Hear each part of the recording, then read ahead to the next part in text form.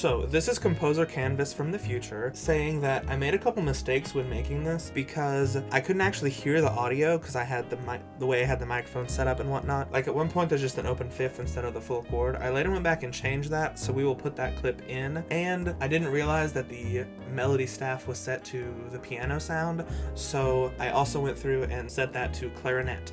So after each chord progression is made, we will play a version of it with the clarinet on the melody so that it's easier to hear how the melody interacts with the chords. So, I got some inspiration from the Theory in 3 last week to make a video on making chord progressions instead of just talking about them in the abstract. I've got 5 little melodies here, and some different ways to go about making a chord progression for each of them. So, the first one is just around the circle of fifths, which is what we talked about last time.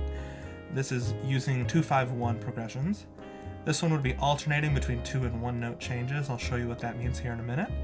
Sketching out a structure, so basically planning where you want the chord progression to go beforehand, and coming up with a harmony to make this to put this melody in a harmonic context so that it makes a little more sense. Because right now it sounds like a bunch of random notes, but the goal is to put something there to make it sound as if it's in a key. First off, let's go around the circle of fifths. Now, I know I said that this one over here will be called sketching a structure. I think that you should always sketch out a little bit of a chord progression beforehand, at least so that you know where you're starting and where you're ending. So for this one, we're probably going to end on 1. So let's just call this 1. Now, I'm not going to be super particular on voice leading here. I'm going to try to follow voice leading as best I can, but I'm not going to go through at the end and check oh, are there parallel fifths, blah, blah, blah. The goal is to just come up with the chord progression itself. So if we say that we're starting and ending with 1, that's great. Now, let's see what else there is. The way I like to do this is see what notes are prominent in the melody. So here we have 1 and 5, those both fit easily into a 1 chord. Here we have 6, 5, 4, 3. That's a bunch of notes in a scale, so that one we're going to have to call some of these passing notes unless we want to change on every chord, which given what we have here with starting on 1 and ending on 1, it's looking like our harmonic motion is going to be 1 chord every measure. Maybe 2 depending, but yeah. So one thing that's sticking out really clearly to me is these here, because if there's just 2 notes and they're not right next to each other, that probably gives you a good outline of 1 chord. Well, it usually indicates 2 different chords, and then you can pick which one of those 2 you want to use. So here we have 7 and 5, B and G. This is also T and Sol. So the chords with T and Sol in them are either minor 3 or major 5. I would say let's call this is about halfway through the chord progression, so it would make sense if we wanted to go to maybe 5 here. That is not really the goal here. The goal is to go around the circle of fifths. So if we call this 1 and this 1, we need to start and go counterclockwise. The last chord is probably going to be 5, but because we have this really nice mi, re, do motion in the melody, that makes it a perfect candidate for a cadential 6/4. And that follows our little pattern. If we keep going back or forwards, you can do this either way. I'm going to start on the end for these 2 measures because you're probably going to end with 5/1 because this is tonal music. If we go back to the beginning and say, okay, if we move 1 to the left on the circle of fifths, then that would be 4. So let's say this is now 4. Boom. Because that matches the notes in the melody, which the notes that fall on the strong beats are La and Fa, which fit very nicely into a 4 chord. So then next we have a 2 and a 4. How would a 2 and a 4 fit into our melody? Well, or fit into harmonies. So diatonically, that would give us a 2 chord or a 7 chord. 7 chord is, as I said in the previous video, a 7 chord is just a 5 chord with less. It has that same dominant function, and usually it's used as a 5 chord without the 5. So it's just a rootless 5. There we go. We could do that and that would be great, but that gives us a dominant chord right here, which if that's, again, if we're calling the 7 chord the 5 chord, then that would put us just to the right or just clockwise of our 1 chord, which we don't want because we want to go all the way around the circle once in this chord progression. The other option would be 2, which would work very nicely here actually, because that's a good subdominant function moving from 4. However, 2 is just 1 to the right or 1 clockwise of our 5 chord. So that doesn't give us any space. You can't move from 2 to something and then to 5 if you're forced to go counterclockwise through the circle. So we don't want to put a 2 here or a 7 here. So our options are to not use something that is diatonic. But you may have figured this out by now. If we just go one more space counterclockwise through the circle, then that would give us a B flat major chord, which is flat 7 in C. And that fits really nicely with B and F because both of those are in that chord. So I vote that we do that. I guess it's not so much a voting because, you know, I'm doing it. So let's have D and F. That's nice.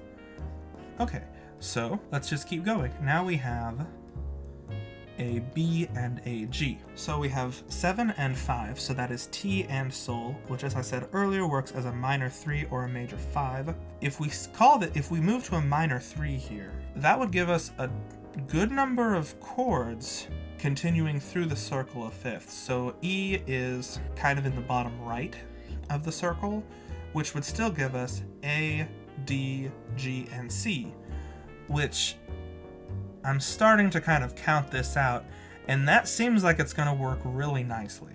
So the only problem that I have is that moving from B flat to E is not going to be a super convincing motion, but if we just do it, what are they going to say?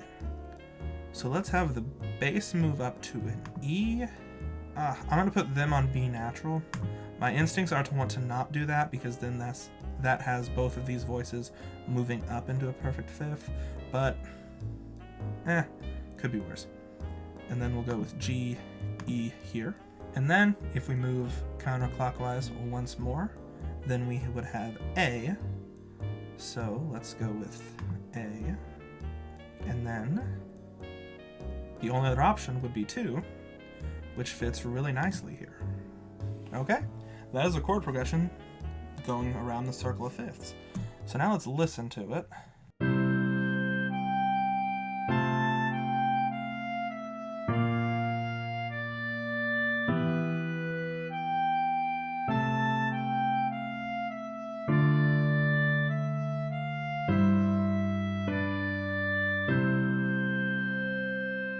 Okay, so that is our first chord progression.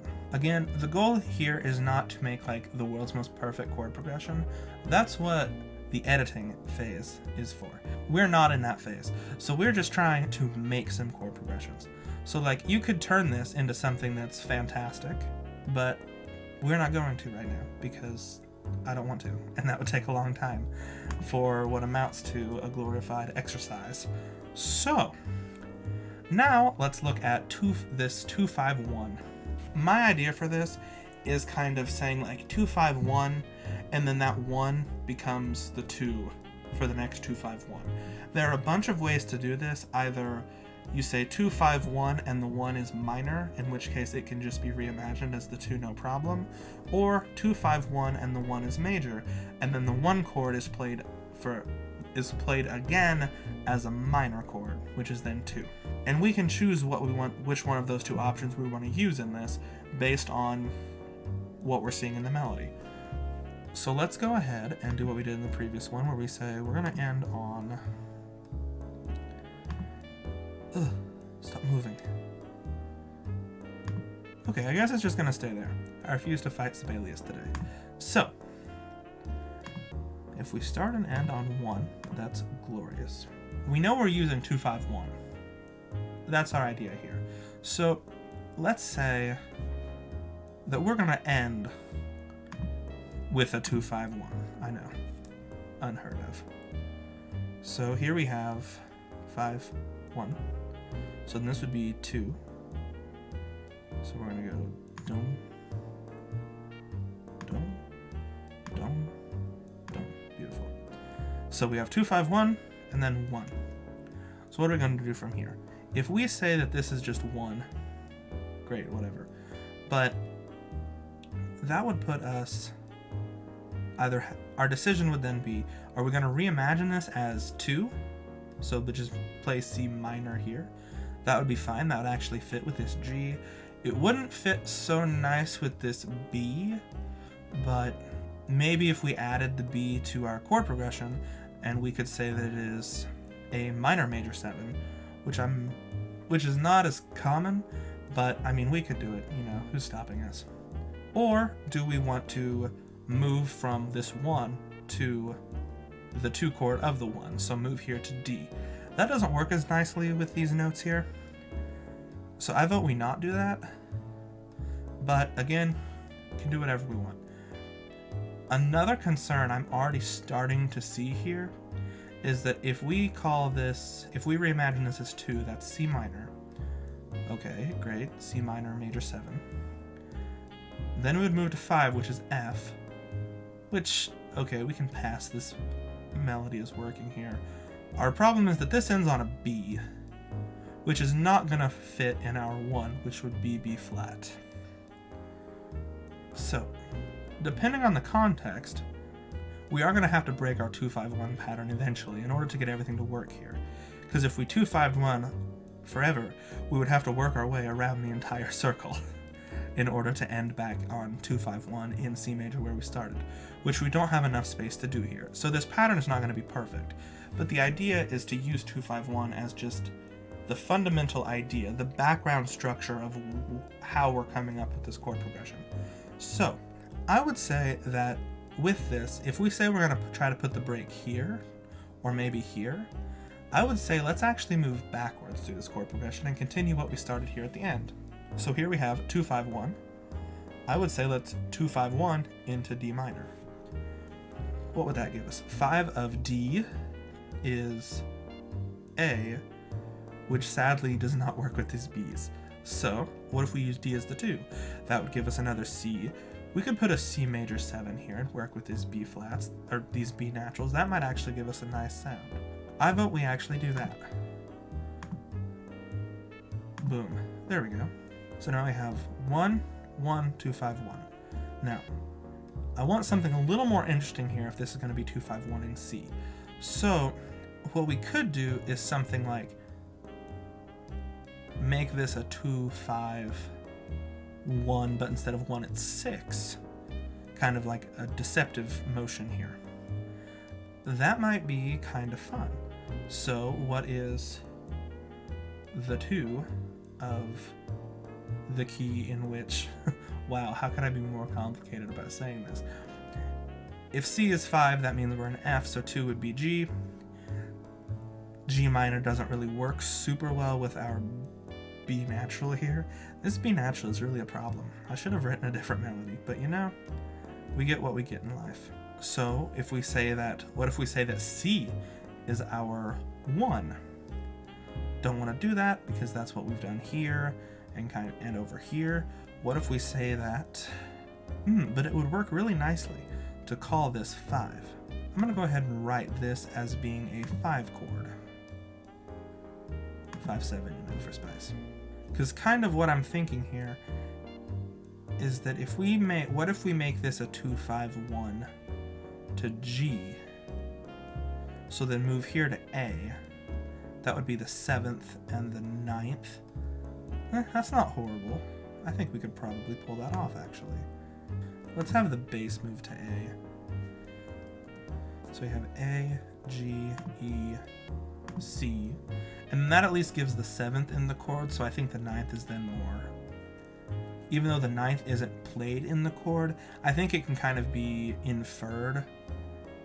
As long as this lines up nicely to the ear, I think the B will work out. So, 2, 5, 1. So this would need to be D. This would work in D because we have the 5th, the root, the 5th, and this is the 2nd, or the 9th, which I think would work pretty nicely here. So let's call this D. I'm going to say D7. Okay. Let's listen to this.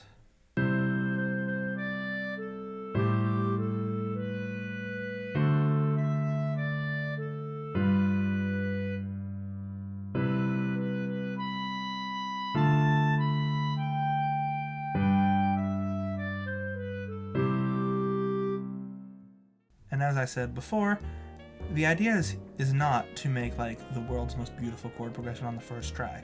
It's to get something down that we can use to edit and mold into what we want it to be later.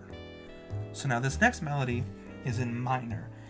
And what I have here for alternating 2 and 1 note changes, this is not so much trying to create thinking of it as a perfectly tonal chord progression. What I'm thinking here is, so let's say our first chord is A, boom, A minor. What I'm thinking is, okay, so for the next chord we have to move 2 notes. For the next chord we move 1 note. For the next chord we move 2. For the next chord we move 1. And again, this is not necessarily to create a perfectly tonal chord progression. This is kind of just to give us something to help us make our decisions. We could then go back and change what we've written, but we have to start somewhere. So sometimes giving yourself these like weird patterns to follow is exactly what you need to start. So let's say that we're going to end, in A minor, and it's going to move me each time. Perfect. Okay. So, one thing that I'm thinking about is that if we make alternating 2, 1, 2, 1, 2, we could end up with something that's mirrored right here, down this center bar line. So these 4 chords these last 4 chords would just be these first 4 chords played in reverse. So like, let's say we need to move 2 notes between here and here. We could move to the 4th, and that would have us moving the C and the E up a step. So then now that would make, if we did the mirroring idea, that would put this as a D minor as well. But I want to know what happens if we force ourselves to say that this is a 5 chord. So if we say that this has to be, we're going to do a very close 5. There we go. If we say this has to be a 5, how can we move 2 notes, or 1 note, 2 note, 1 note, 2 note, 1 note? Let's see if we can get to 5 in any way. I'd say we should move forward and backwards kind of at the same time. So our next chord over here, we have D minor. So we could move 2 notes and get us, no, we have to move 1 note this time. So if we moved our D down to C, we would have F major. If we moved our A to B, that would give us a B diminished. So one option is moving the D, one option is moving the A. If we move the F, moving the F either up or down 1 doesn't really give us, it doesn't give us a new chord, because that's the 3rd. So if you have a 5th, almost always that 5th is going to be the 1 and the 5, unless you like have 7th, 9th chords. But if you have notes a 5th apart, moving the 3rd isn't going to change the chord. It can change the chord quality, which I guess we actually could do. I haven't thought about that yet. But we could do something like this, because we will be technically moving 1 note. That fits there. This melody fits this chord. This part of the melody fits this chord. Not super well, but if we say like fa mi or fa me, that's fine. The B doesn't really fit, but oh well. We could say that it's kind of like an appoggiatura that doesn't resolve until the next chord. You could say something like that. But then this F does not, this F sharp and this F are going to clash hard. So maybe let's not do that. With this A G, F motion. Really, it looks like our best option is to just go with F major, because this fits very nicely into F major. So now, how can we move? Now we gotta move 2 notes. How can we move 2 notes into something that works well with E, F, D? Really just the E, F. So either something with an E or something with an F. We already have an F, and we're allowed to move 2 pitches. So if we moved the A and the C up 1, we would have B, D, F, which would be B diminished, which we might be able to pull off, but I don't like that with the E being on the strong beats here. If we moved the F and the A down a step, we could then have C major, which I do like that idea. So let's call this C major. We got to move 1 pitch to get here. If we move E to F, again, we have that kind of, we're surrounded by the 5th of C and G, so we can either move C down a step to give us a B, and that would give us a 3 chord, well, a 3 in C major, minor 5 in A minor, or we can move the G up a step to give us A minor. Kind of want to save the A minor for over here though, so I'd say let's go with our, oh no, parallel octaves, heaven help us. So now we have this, now we have an E minor here, and now we have one more motion, which this was 2, 1, 2, 1. We can move 2 notes, well, we have to move 2 notes to get us from here to a chord that is hopefully 1 away from this chord here, which is our, also an E. So I want to change that to E major, because we're in minor, because, you know. So this is E, and this is E. My initial reaction is to say that it is impossible to move 2 notes to get us a new chord, and then 1 note to get us back to that initial chord. However, I think what's going to save us is that G sharp. That might help us here, because if we say that this is 2, 1, 2, 1, 2, 1. Ooh, yeah, that's a problem. Because the 1 chord our motion of 1 will need to be either the G to the G sharp, something to the E, or something to the B. If we said this is C, we have C, E, G sharp. Heck, what is that? C, E, G sharp. Augmented? Yeah, I don't want to do that. Gross. If we move our E's to an F, F, G sharp, if we move our E to a D, we have D, G sharp, that's also not fun. A lot of really good options here. So let's just say we have to move 2 notes from here to here. Let's say, what if we went to C? That puts us at moving 2 notes from here to here. Well, actually, we could just move 1 if we change this back to G minor. Then that moves that just moves our C to our B, and that gives us minor 5. So actually, if I've done this right, 2, 1, 2, 1, 2. We were supposed to move 2 notes here, and I thought I moved 2 because of the C's, but it was really just moving 1 voice. I really only moved 1 note, but I had to move 2 voices on that same note. So that is a shame. Well, unless we just rock out to this C augmented, and then that gives us 2 notes moving, and then just 1 note moves. I like that. I'd say let's call that good. Realized a couple things. G, G sharp, G, G sharp. That is not so hot. So this would be like what I would call the editing phase. If we do that, again, that breaks our motion rule, and it gives us a minor 5, which is perfectly fine. There's nothing for or against that. I was just going with a major 5 because it's more, I want to say more common, but a lot of folk music doesn't use the T in minor, so whatever floats your boat. If we say this, that does break our rule right here, but we're not trying to come up with something super strict that kind of like stifles us or keeps us away from our ultimate goal. We're trying to give ourselves some structure to assist in the creative process so that we're not just looking at an ocean of options and being confused as to where to go.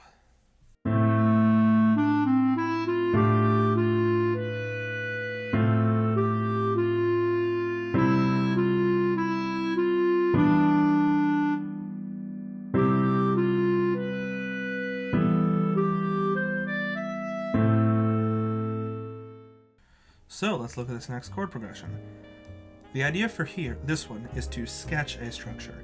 So what I mean by that is coming up with the parts where you want to have a 1, and you can't see this, but I'm making air quotations, a 1 chord, a 4 chord, and a 5 chord. So kind of looking at a melody and going, this feels like home, this feels like we're going somewhere, and this feels like we're headed back home, and now we're back home.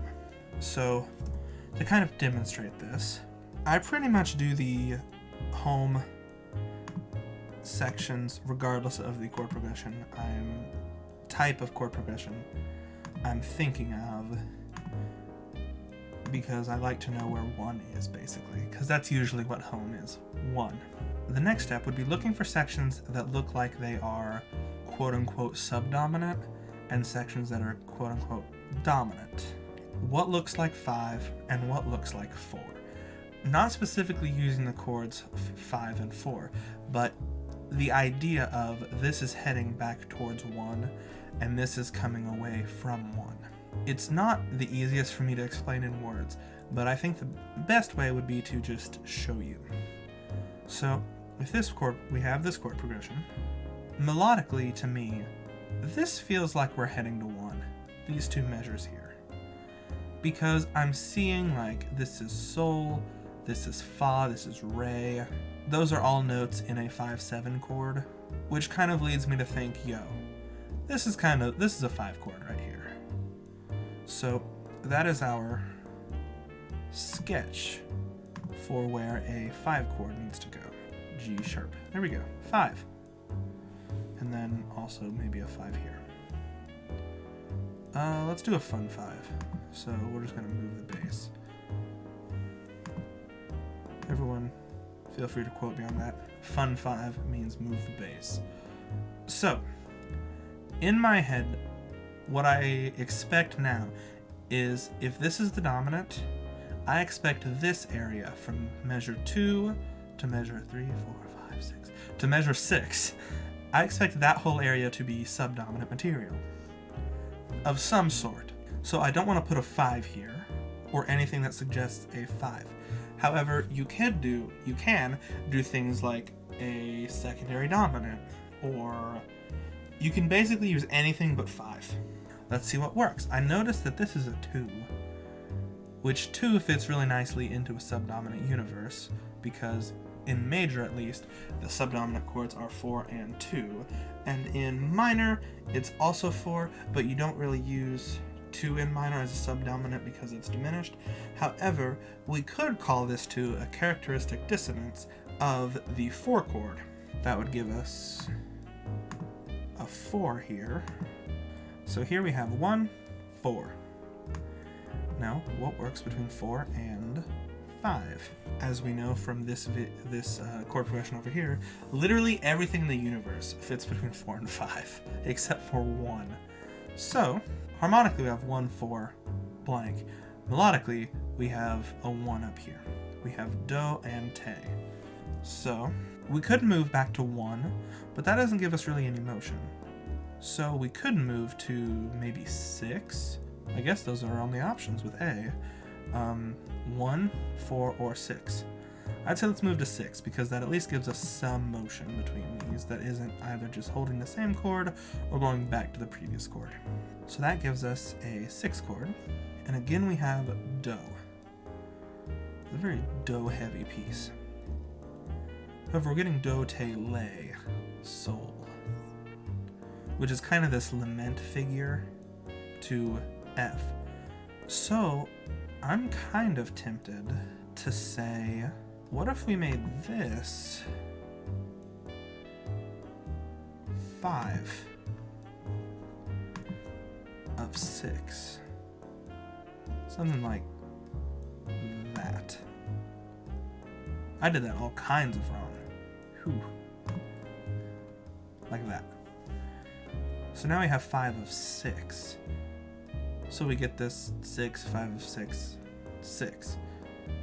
I think that works as motion through here. And that works nicely getting... It makes a good reason to move through this to this. Although it does put the dissonances on the strong beats, given that we have prepared our G over here, it's more like an accented neighbor tone rather than just random A that is dissonant down to G.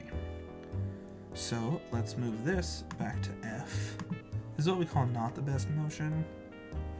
Really need to move that. Really need to move this down to A, because it was on the B flat over here. So what if we just, the bass can take the low F, and this can take the regular F, because registers have regularity. Now we're back at A.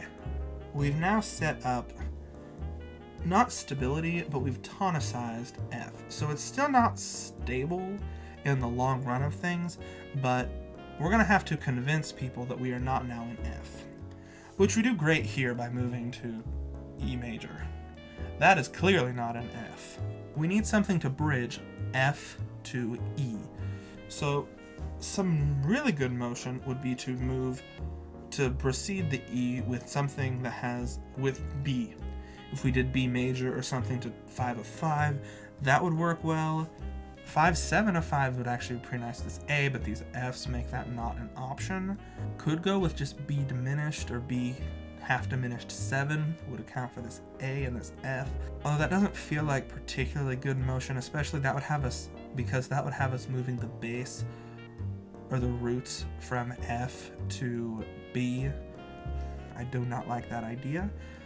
However, 4, 5, 1 is very good motion, and 4, which is D, is suspiciously similar to F. So what if we just did that? We now have D. Yeah, there we go. This is a chord progression. So let's listen to this.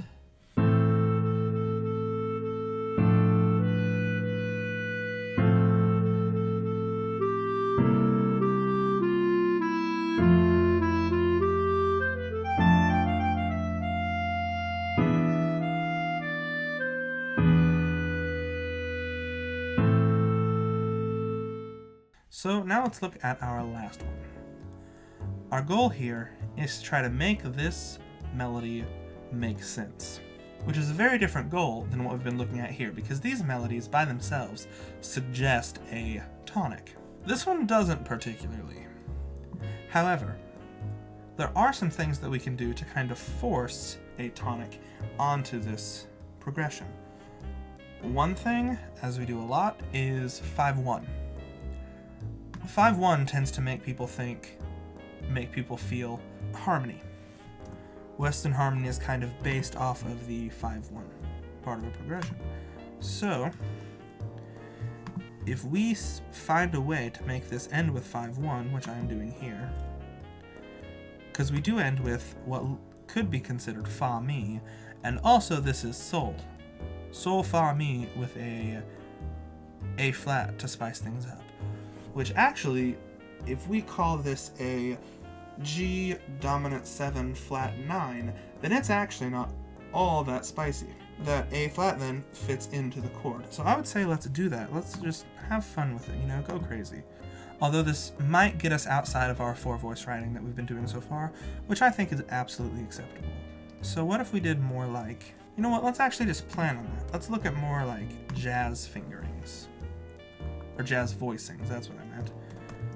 So put the bass down here, 4 voice things here, So if we say we want G7 flat, G dominant 7 flat 9, here we have, although we want this a bit lower because, you know, jazz. We'll do that. We'll put it in, let's, I have the bass. Let's add the 9th there just for fun. And this is in 3rd inversion, so we want this chord to be in 1st inversion. So G, that would have us on B, D, F, and now we want flat 9, so A flat. Boom, we now have 5-1. The other thing that usually helps with a progression is to start on 1. If a progression starts somewhere and then you hear it going back to that thing, you put that, you understand that to be the tonic or the home bass. That makes me want to start with C major, which we sadly cannot really do because this G flat throws us off quite a ways. However, what I am seeing here is 5 of F. Just as we called this flat 9 in our G chord, we could call this flat 9 in a F chord, which doesn't really work here if we call F home. Let's see what happens. Let's see what happens if we call this F. If we do that, that works really nicely here. And then that would work nicely as a 2 or perhaps even a 4. I'd say let's go ahead and let's run with this. This B flat looks like it could be a 2. So then now we have G in 3rd inversion. So our bass note will be F 3 2 3. Except G minor. So now we need to figure out what to do over here. If we call this some form of C, then it's going to be C with a flat 5, which is really hard to, well, I guess it's not hard to convince a chord with a flat 5 to be dominant, because that could just be the 7. We could say that this is 7 diminished of D flat, and then it moves to F. F is in D flat. I don't really like that idea. Okay. That would turn this into fa mi motion, which would be fine, but I think that would cause us a lot of trouble later because, well, even just right here with this A. A does not fit at all into D flat major or minor or anything unless we want D flat augmented, which I really don't. We could say that this is just a chromatic, it's not a appoggiatura because it's not accented, so a cacciatura of this F, which I think might be somewhat convincing. I would say let's just go for it and see what happens. So then we would have this on B. There we go. Ah! So we want B flat, D, E, G. That is G flat, or what? That is C dominant, add 9. C dominant 7, add 9, or just C9. So then we have F major 9, G minor 9. Okay. So now we have E. How can we force E and E flat? Just to say this, 'cause I don't think I've said it yet. From over here, I got that we kind of have this half note harmonic motion.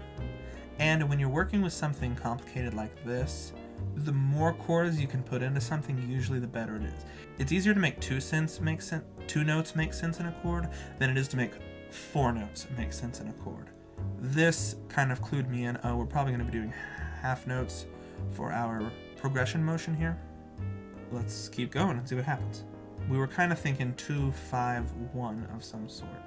That would put this back on F, which, if we say it's F major 13 would give us this D, and if we had sharp 11, which you often do in a major chord, then that would make this B make sense, but then this D flat is kind of problematic. But we could shift from D to a chord with D flat, because this is a half note and then another half note here. So I would say let's do that. If we have G and say that's 2, our 5 is C, which works here. Ooh, but I don't like switching from the 3rd to the flat third.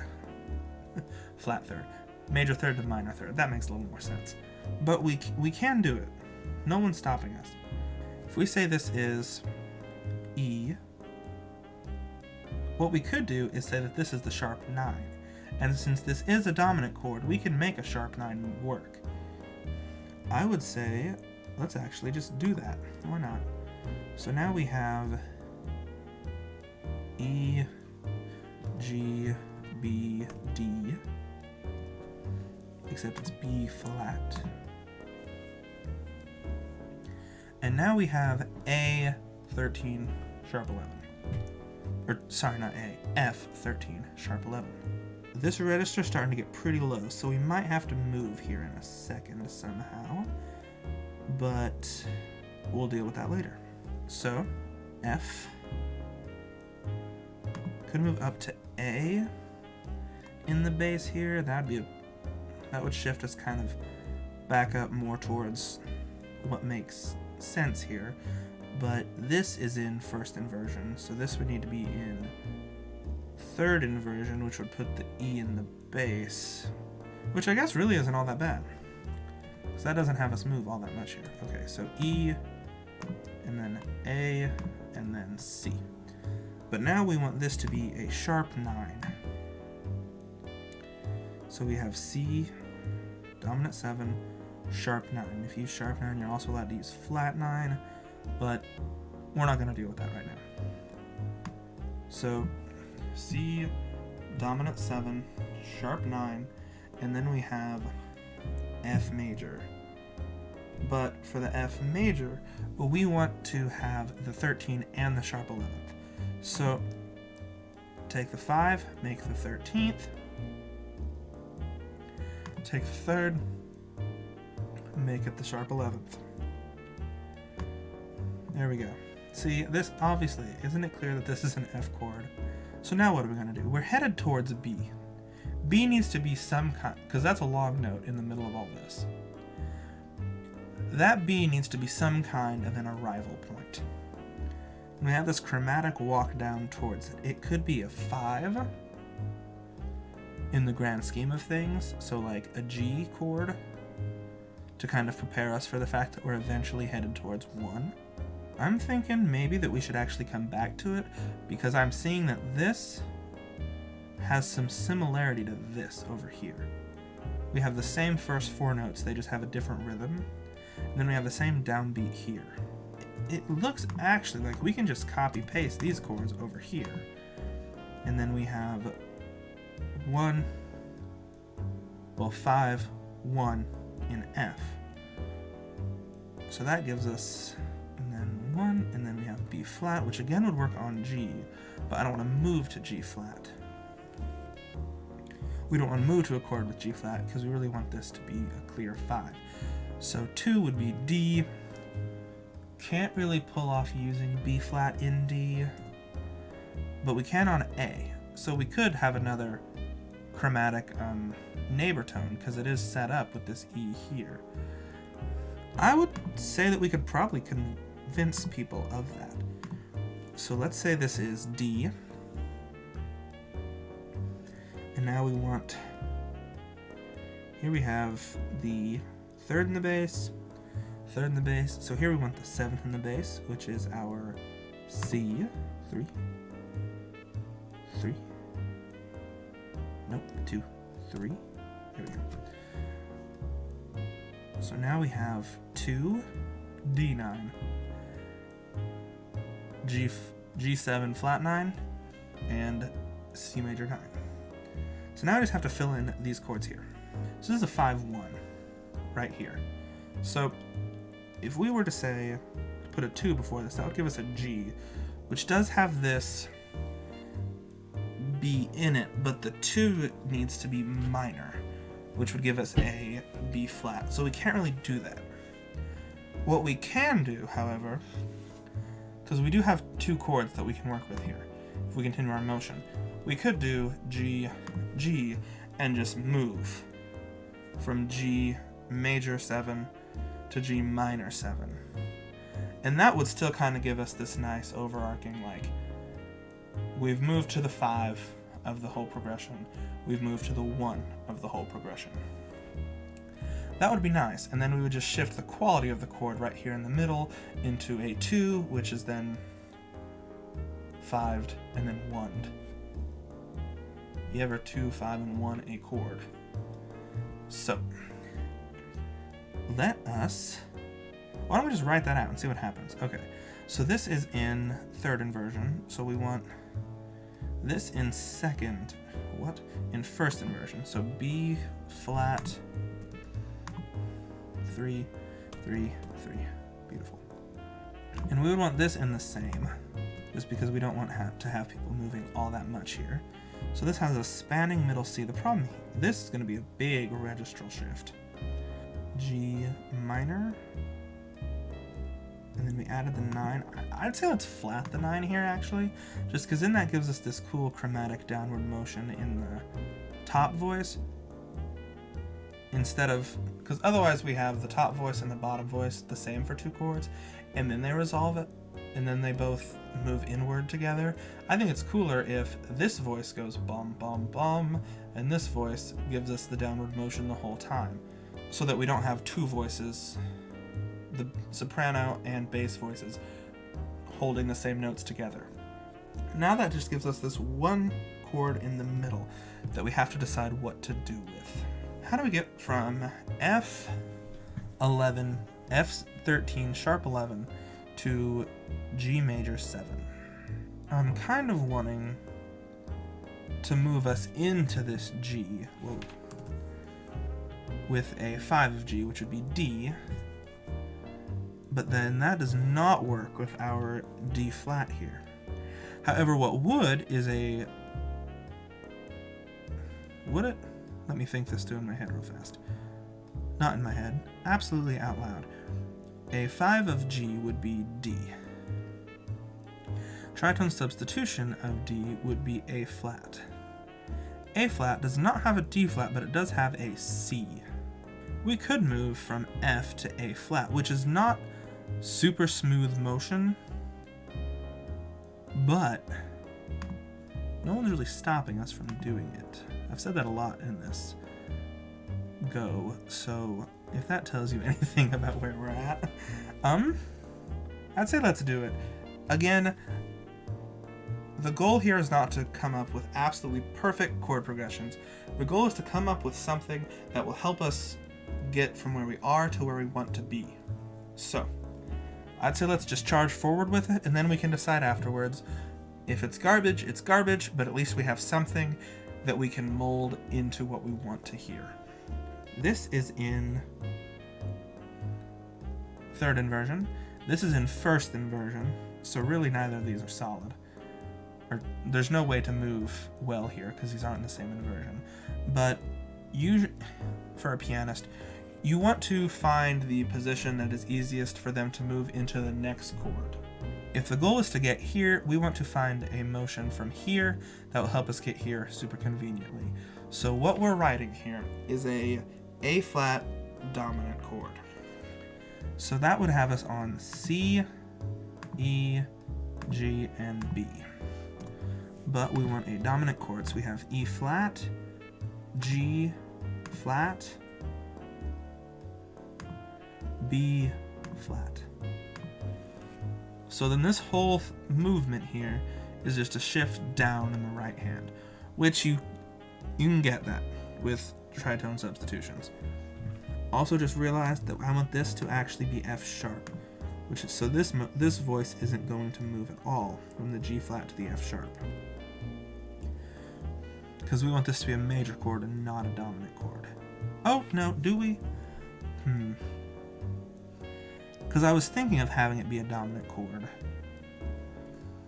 because then that's 5 of 1 over here. I think making it a major chord is a little nicer, because I think that's going to make it a little clearer that this is supposed to be a tritone substitution of 5 of G. I'd say let's make it major and just make this an arrival point. It's just an arrival point on a comfy version of 5, before our eventual arrival point of C. Alright, let's give this a go.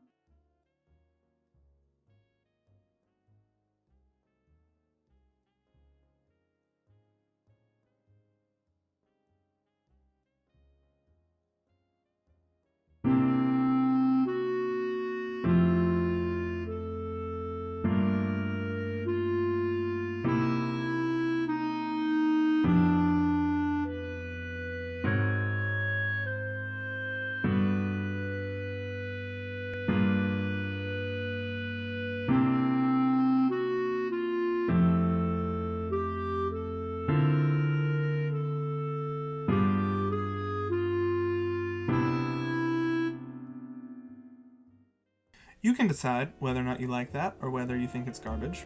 That is up to you.